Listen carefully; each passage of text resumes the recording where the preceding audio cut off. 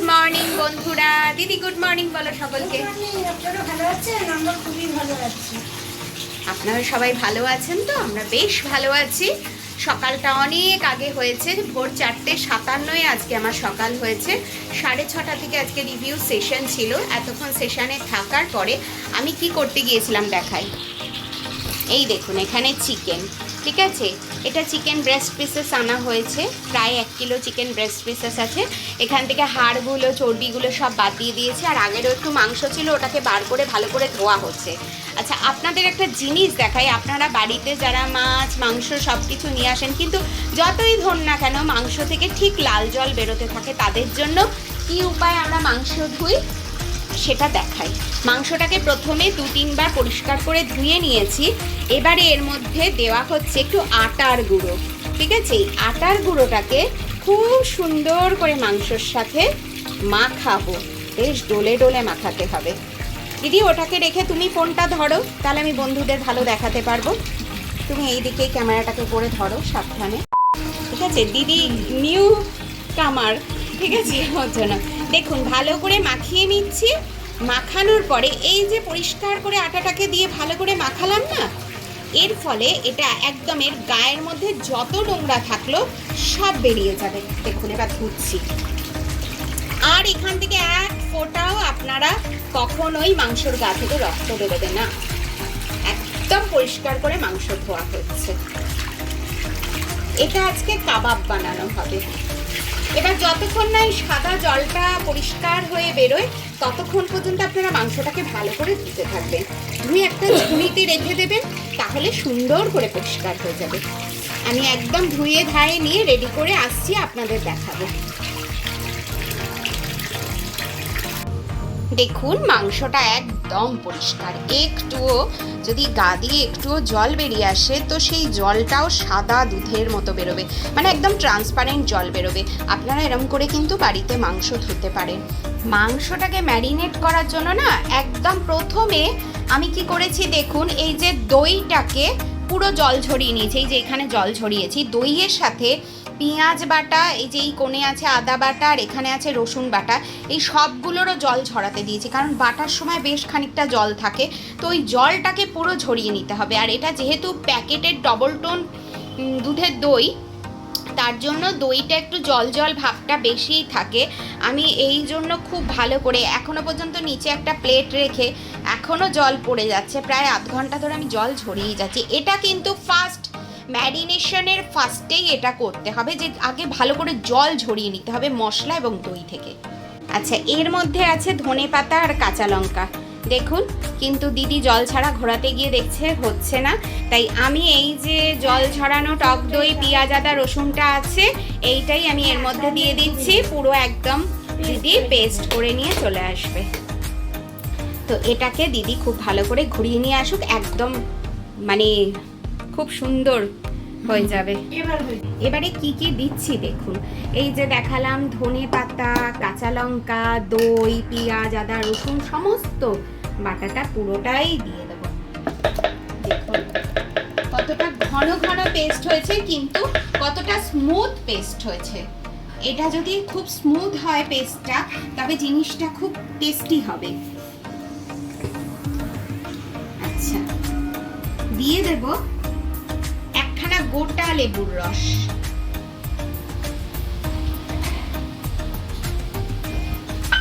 দিয়ে দিচ্ছি। এখানে আছে দেখাই নুন, ধনে জিরে গুঁড়ো, তন্দুরি মশলা, গরম মশলা,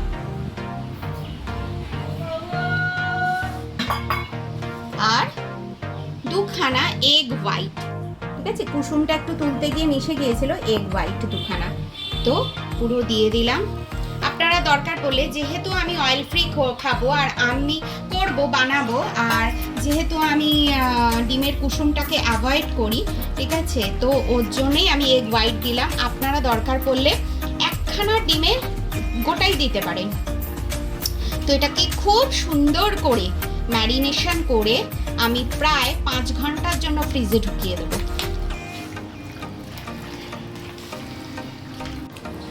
বেলা অনেকটাই হয়ে গেছে, আপনারা তো দেখলেন চিকেনটাকে ম্যারিনেট করে ঢুকিয়ে দিলাম। তো ওই বিকেল বিকেল নাগাদ করে বানাবো, বানিয়ে তারপর নিয়ে যাব, সন্ধেবেলা যাব। আর আজকে কি কি রান্না হচ্ছে দেখাই। এখানে কালকে শুটকি মাছ একটুখানি আছে, আর এটা হলো ডাল হয়েছে পাতলা করে। এখানে করলা আলু পেঁয়াজ দিয়ে ভাজি হয়েছে, বেশ মোটা মোটা করে ভাজিটা করেছি। আর দেখাই এই যে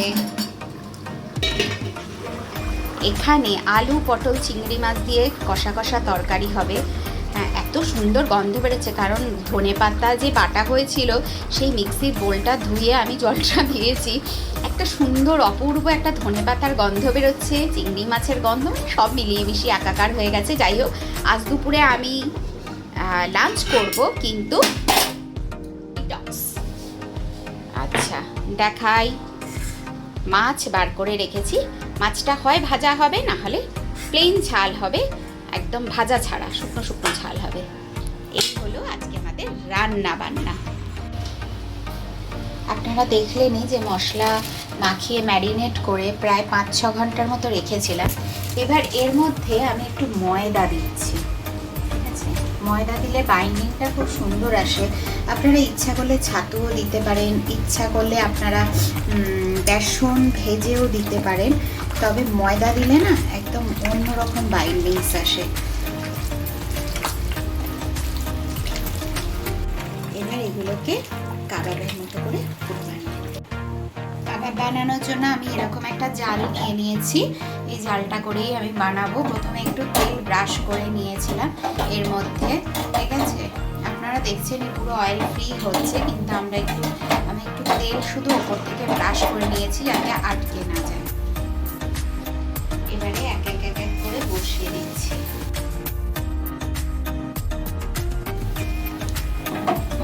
কেমন হচ্ছে দেখুন জিনিসগুলো, দেখুন পুরোপুরি অয়েল ফ্রি। আপনারা এইভাবে খেতে পারেন, আবার কারোর যদি ইচ্ছে হয় লাস্টে বাটার ব্রাশও করতে পারেন। আমি কিছুই করিনি, জাস্ট একটু অয়েল এতে লাগিয়ে নিয়েছিলাম নেটটাতে, যাতে কোনোভাবে অসুবিধা না হয়। একটু পোড়া পোড়া আসবে, তো পোড়া পোড়া আসলেই জিনিসটা ভালো লাগবে খেতে। আর গ্যাসটা একটু সিম করে করে চেষ্টা করবেন করার, যাতে সিম করে করে করলে কিন্তু জিনিসটা ভেতর থেকে ভালো করে কুক হবে। আমাদের কাবাব কিন্তু রেডি। এরকম করে সবগুলোই বানিয়ে নেব। তবে আরেকটা জিনিস দেখাই, এখানে কিছু কাবাব আমি অল্প তেলে শ্যালো ফ্রাই করছি, এটাও খেতে খুব মজাদার হবে। আর একটা লট বসে গেছে, এটাও হচ্ছে। আস্তে আস্তে করে আমাদের সব কমপ্লিট হচ্ছে। সামান্য একটু এইগুলো নিয়ে যাব, তাই সামান্য একটু বাটার ব্রাশ করছি। একদম অয়েল ফ্রি যেগুলো আমি আলাদা করে তুলে দিয়েছি, ওগুলো ধরুন একটা দুটো আমি খাই যেগুলো অয়েল ফ্রি। আর এটা হলো গিয়ে শ্যালো ফ্রাই, এটা বাবানকে একটা দেবো। সামান্য একটু বাটার লাগানো হয়েছে, না দেওয়াই উচিত ছিল, বাটার ছাড়াই এমনিই ভালো লাগে। তো যেহেতু এটা নিয়ে যাব একজনের বাড়িতে, তার জন্য আমি একটু বাটার লাগালাম। আগে তো খা, তারপর তো বলবি রে বাবা। জুসি হয়েছে, ভাল লাগছে খেতে, ভেতর পর্যন্ত নুন টুন সব ঢুকেছে তো, মশলা টশলা। গুড ইভিনিং বন্ধুরা। তো আপনারা তো দেখলেনই আজকে সারাদিনে কি কি করলাম, আর কাবাব বানিয়েছিলাম, কেমন হয়েছে বাবান তো তার রিভিউ দিয়ে দিয়েছে। যাই হোক, আমরা বেরিয়েছি, বলো আমাদের যেখানে যাওয়ার কথা ছিল সেখানে যাচ্ছি। মিষ্টির দোকানে এসেছিলাম, মিষ্টি মিষ্টি, আর আমি তো কাবাব বানিয়ে নিয়েছি। আর এই যে ছাতাটা, এটা ওনাদের ছাতা ছিল, তো এই ছাতাটাও নিয়ে নিলাম। ওখানে গিয়ে মজা হবে, গান হবে, আড্ডা হবে, সব হবে, পারলে আপনাদের সাথে শেয়ার করব। কি হয়েছে বাবু? ও কালকে ওর সাইকেল অ্যাক্সিডেন্ট হয়েছে। এই তোমরা একটু আমার বন্ধুদের বলে দাও যে কাবাব কেমন খেলে। আচ্ছা খাওয়াবো, অবশ্যই অবশ্যই খাওয়াবো। এই আজকের ভিডিওটা দেখবে, পরশুদিন ছাড়বো আজকের ভিডিওটা, তাহলে রেসিপিটা জেনে যাবে, ঠিক আছে? এখন সুস্মিতা দি কি বানাচ্ছে? লুচি। সুস্মিতা দি আয়োজন করেছে লুচি আলুর দম। আমরা ওখান থেকে বাড়ি চলে এসেছি। নয়নবাবুর জন্য সুস্মিতা আন্টি কি পাঠিয়েছিল বলে দাও। লুচি আলুর দম পাঠিয়েছিল। যাই হোক, আমার বানিয়ে নিয়ে যাওয়া কাবাব খুব ভালো লেগেছে। আমাকে বলেছে রেসিপিটা শেয়ার করিস।